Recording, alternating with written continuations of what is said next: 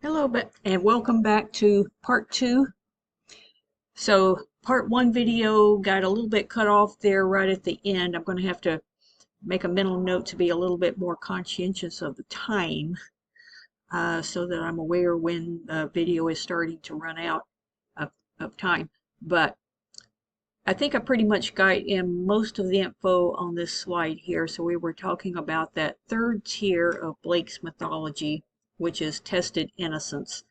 And again, as I was saying, um, really this is the realm of very few individuals, according to Blake, that actually achieve this tested innocence. And again, most of our saints, Blake would have said Jesus Christ was someone who had obtained tested innocence.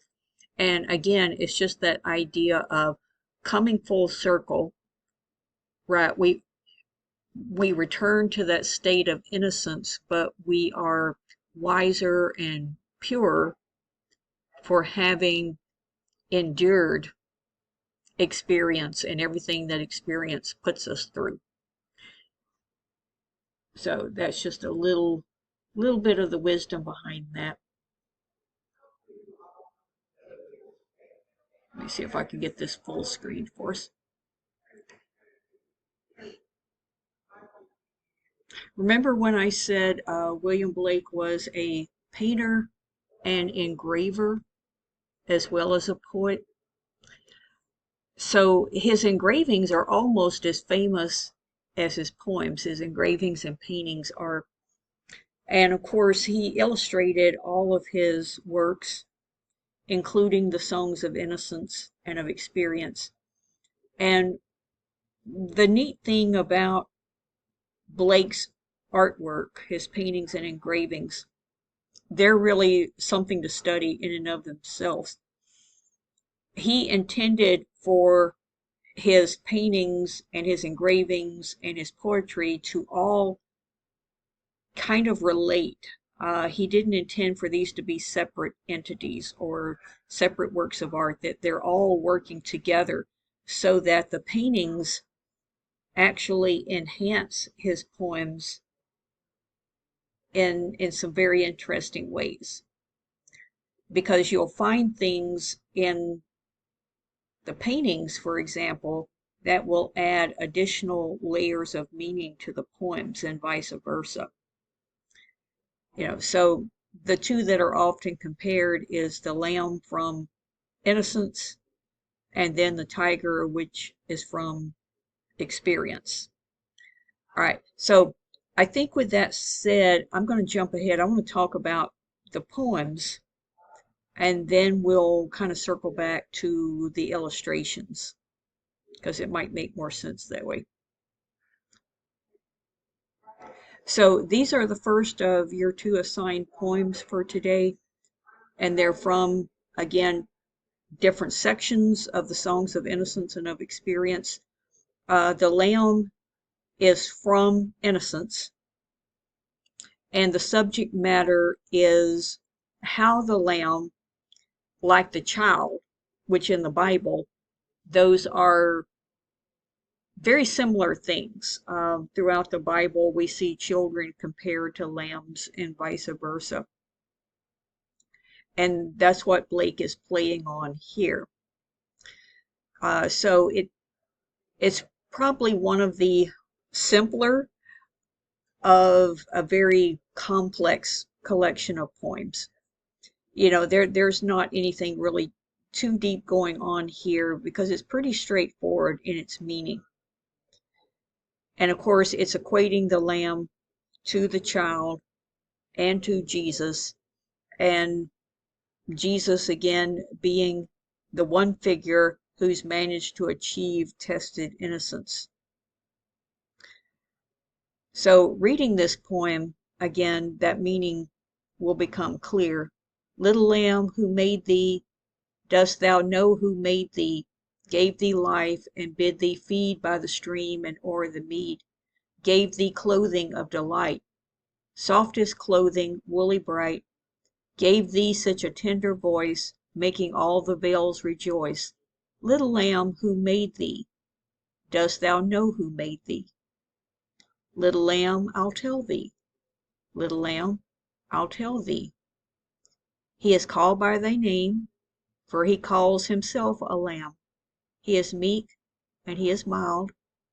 He became a little child. I a child, and thou a lamb. We are called by his name. Little lamb, God bless thee. Little lamb, God bless thee.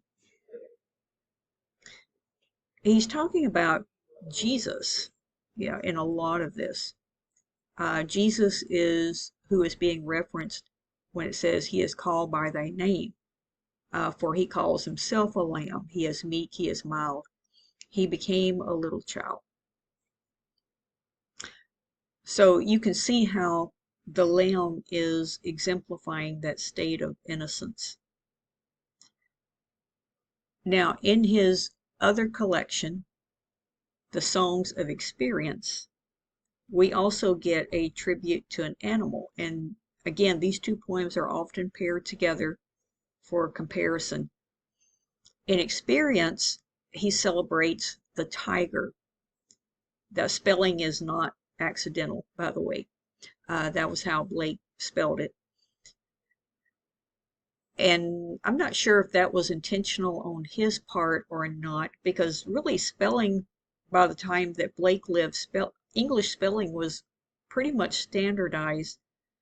But Blake tended to use a lot of archaic words and spellings for their effect more than anything. But again, let's look at this poem in comparison. Tiger, tiger, burning bright in the forest of the night, what immortal hand or eye could frame thy fearful symmetry? In what distant deep or skies burnt the fire of thine eyes? On what wings dare he aspire? What the hand dare seize the fire? And what shoulder and what art could twist the sinews of thy heart? And when thy heart begin to beat, what dread hand and what dread feet? What the hammer, what the chain? In what furnace was thy brain? What the anvil? What dread grasp dare its deadly terrors clasp? When the stars threw down their spears and watered heaven with their tears, did he smile his work to see? Did he who made the lamb make thee?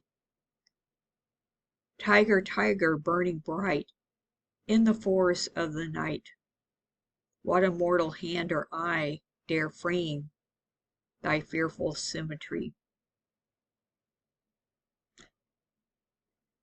So what is the poem saying, in celebrating the fearsome tiger as compared to the meek lamb? He's saying that the same God made both. And if the same God who created the lamb in all of his innocence also created the tiger in all of its ferocity, what does that say about God and God's creation? What does it say about God's intentions? What is it saying about the message of God and who God is? And a lot of the poem is questioning that idea. If we look at lines like, did he smile his work to see? Did he who made the lamb make thee? So if God is capable of making a creature as fierce as the tiger, what does that tell us? And I'm not going to get into that explanation because that's where the poem is open for discussion. What does it say about the nature of God and our human natures, as we go from innocence to experience? Because you can see from the language here the tiger is equally beautiful to the lamb. In fact, he actually describes the tiger in language that's more sensual than that of the lamb. And that goes with that idea of experience as something that can be fearsome, can be dreaded, but at the same time can be very profound, and can even be something to be admired even. What does it say about the human heart that can admire the symmetry? He calls it the fearful symmetry of the tiger.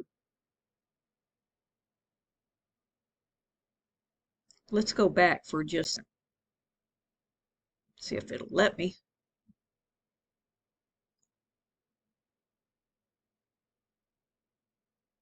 Let's see. No, it's actually, oh dear. Leave it to me to screw up.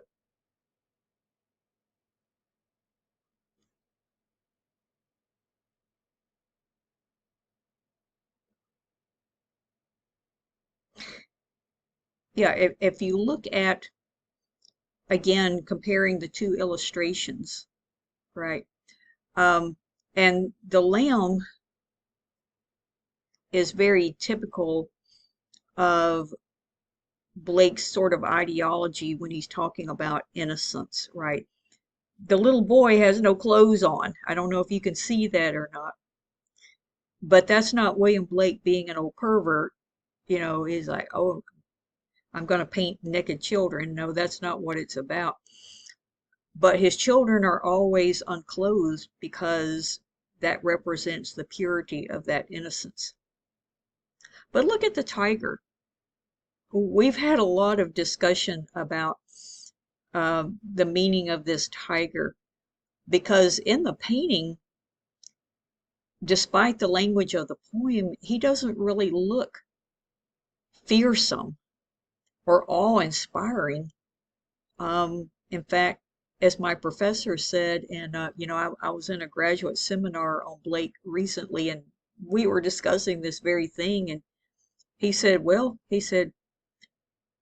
my students argue that the tiger just looks kind of dumb. And we all laughed, of course. But he does kind of just look like a big, brutish, dumb creature. So what perhaps is the message in that? We said sometimes Blake's paintings are giving added meaning to the poems. Right. So maybe one way to interpret that is Blake is not seeing the tiger as this fearsome creature that can kill us or devour us.